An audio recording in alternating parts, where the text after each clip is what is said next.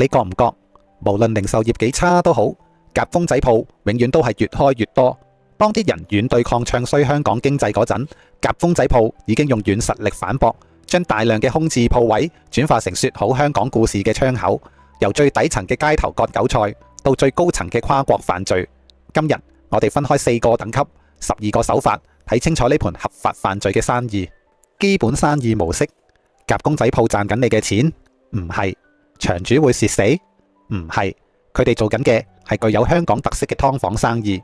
租個大鋪，劏成幾十個機位出租，有客冇客，有人入錢冇人入錢，機主都要準時交租，所有風險機主頂，成本呢？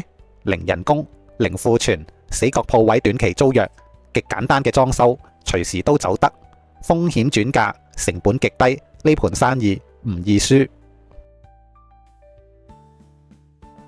呢個 level 只係商業技巧入門，好基本嘅黑箱作業。手法1：假找公仔夾到最高點嗰陣，爪力會特登放鬆0.5秒，整到公仔好似太重跌落嚟咁。呢種視覺效果會令人產生差少少嘅錯覺，引人不停入錢。手法2：人面識別有啲鋪頭嘅 CCTV 其實有埋人面識別功能，系統會記錄邊啲客係大水魚，即係技術差但好勝嘅人。呢啲客一入場，系統可以即時遠端調低出貨率。機器唔係對所有人都係咁，只係對佢哋係咁。手法3：主板後門偷錢，客人俾人呃，機主都一樣俾人呃。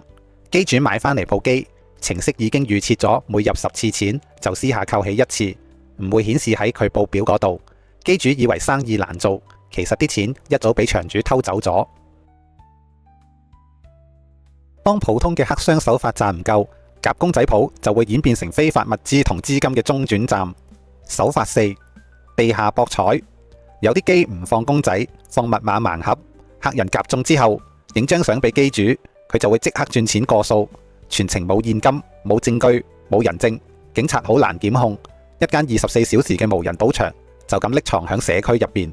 手法5：違禁品智能櫃將毒品、走私貨、違禁品放響 CCTV 盲點嘅夾公仔機度，爪力調校到一夾即中，俾買家入場夾走，全程冇接觸、冇對話、冇痕跡，將夾公仔鋪變成跨境物流中轉站，違禁品嘅最後1公里。手法6：呃保險幾千蚊嘅淘寶機報成幾萬幾十萬，生意唔好唔緊要，安排一場意外、短路、火災、水浸，求其是但一樣，按照虛報賬面價值同保險公司索償，唔係結業，係變現資產。去到呢個 level， 夾公仔機只係道具，真正嘅目標係銀行、數據同埋資產。手法7：物業估值業主唔係要你入錢，而係要一份租約。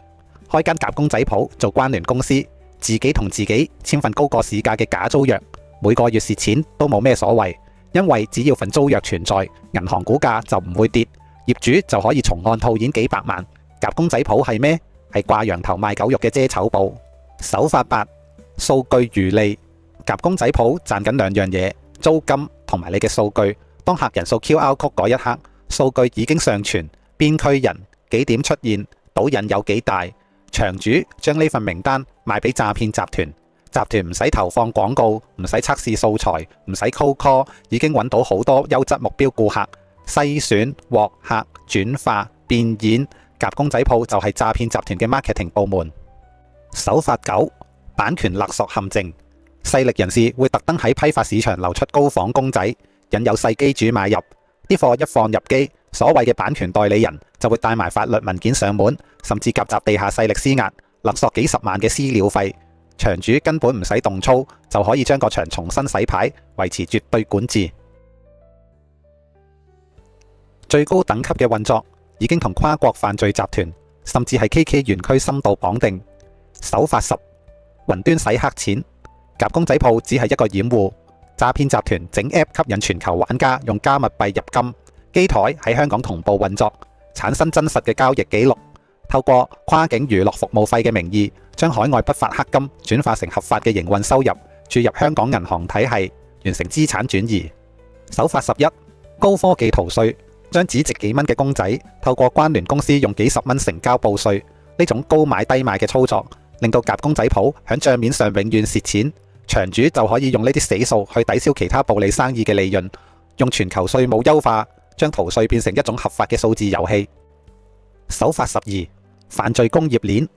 佢哋唔係幾間鋪咁簡單，係一條完整嘅工業流水線，有啲甚至牽涉 KK 園區。第一步係原材料採集，客人掃碼入錢留低數據。第二步係加工，將啲資料投入生產，用電騙、網上賭博平台鎖定同榨乾目標。第三步係生產成品，詐騙成功，黑錢到手。最後一步係變現，將呃到嘅錢重新流入夾公仔鋪洗乾淨，逃稅套現。夾公仔鋪喺呢條供應鏈入邊，上中下游都有份。當仲有人喺度問香港點樣成為超級聯繫人，呢啲夾公仔鋪已經俾咗答案。國際金融中心嘅平台，背靠祖國嘅資源，面向世界嘅 market， 高新創科嘅深度轉型，響由治及興嘅盛世之中，打造出一條高質量發展嘅路徑，完美融入發展大局。